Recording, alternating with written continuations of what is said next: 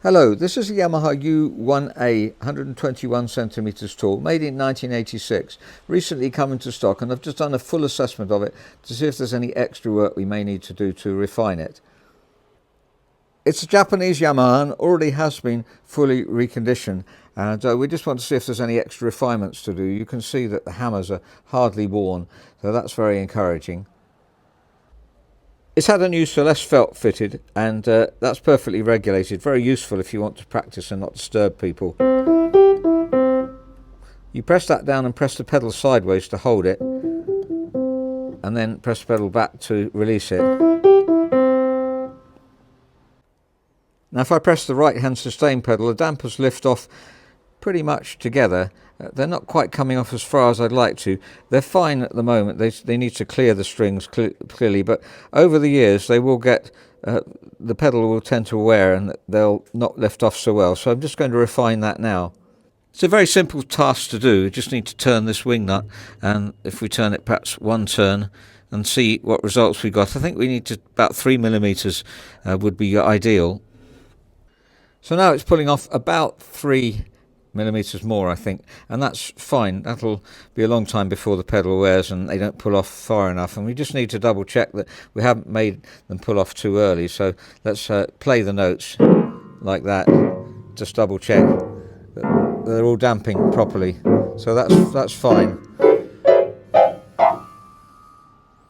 So let's look at the left hand pedal, the half blow pedal, and that should take the hammers halfway to the string, and there's the adjustment on it, you can see. So let's we can certainly take them a bit further, and again that will tend to wear over the years, so let's just adjust that a bit as well.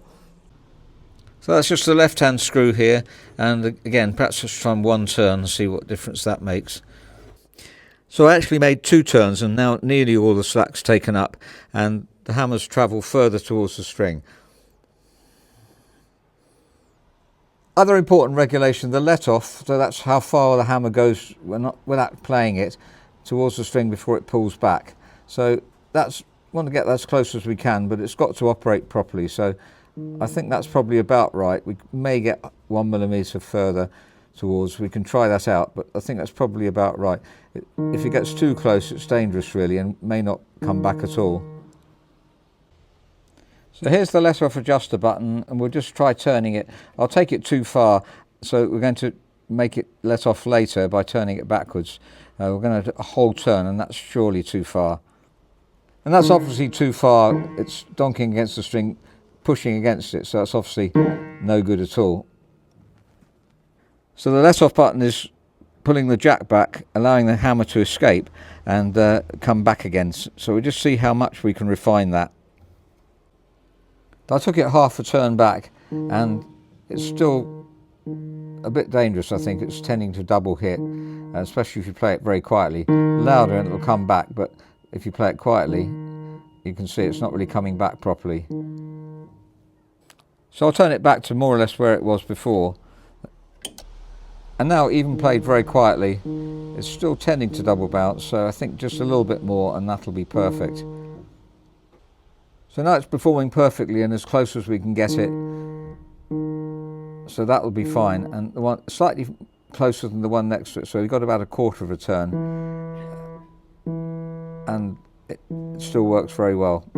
So you don't want to get it too close, it's very dangerous if you do that. Obviously you're going to double hit. Now we checked the key dip, which was about 10.5 and a little less than 11, and that was perfect.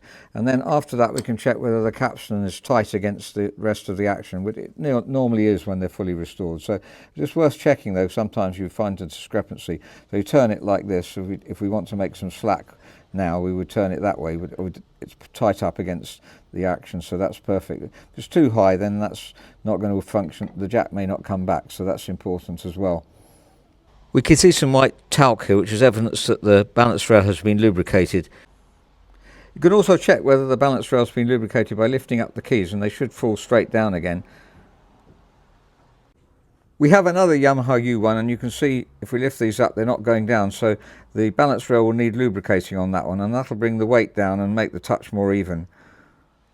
So I've shown some of the refinements we make on the piano. The half blow, the sustain, that's really quite important, because over the years that will obviously changed as it gets worn.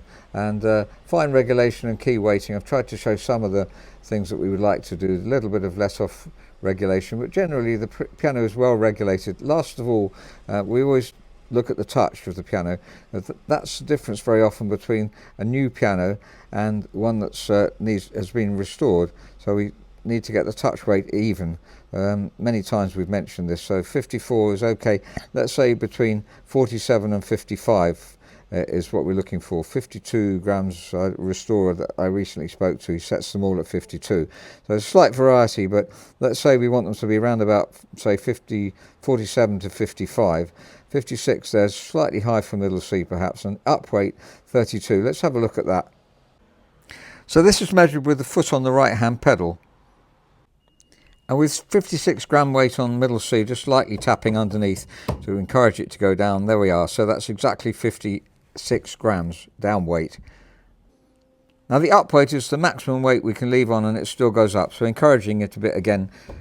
There we are. It's going up at 32 grams.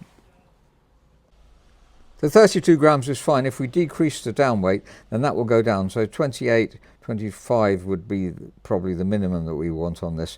And obviously more refined pianos, you can get actually a lower up weight, which is nicer to play.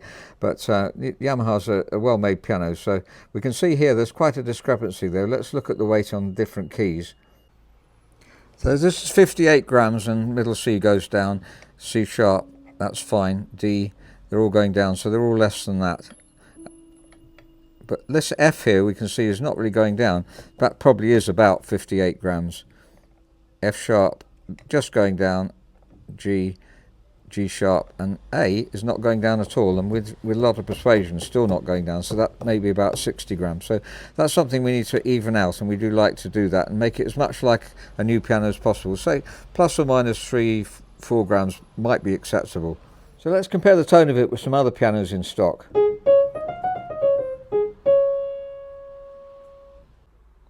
This is the other U1G, made in 1975. And a U3G, made in 1972.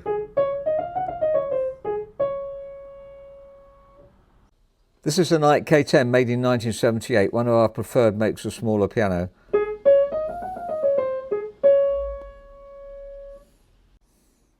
And a Welmar, made in 1973.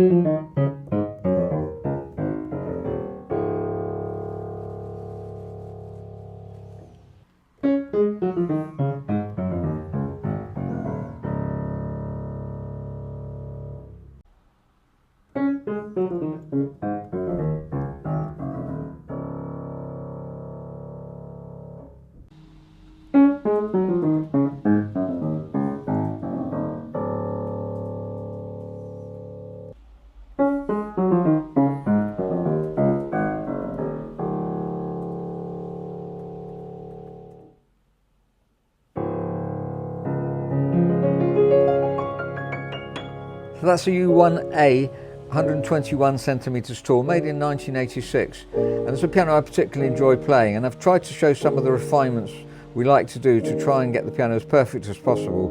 The pedal adjustment's important over the long term, but not initially, but over the long term the pedal tends to, as it wears, then it won't lift the dampers off as much as it should, or the half blow won't be as great as it should. So these are important things, but perhaps the most important thing is the general regulation of the piano, and then the touch weight.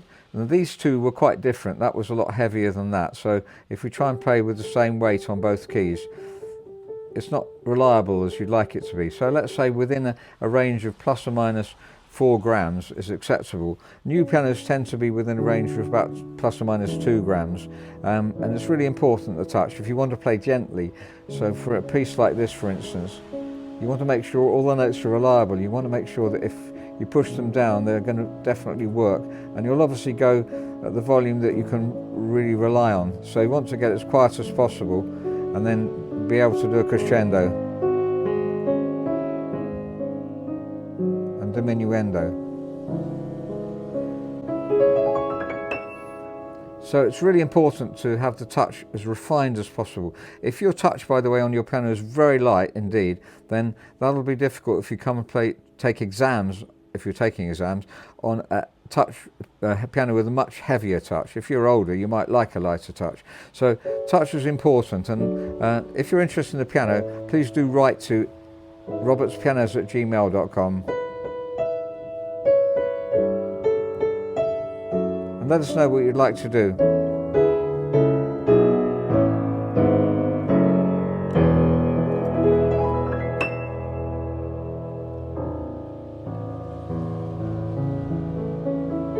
Thank you very much for listening.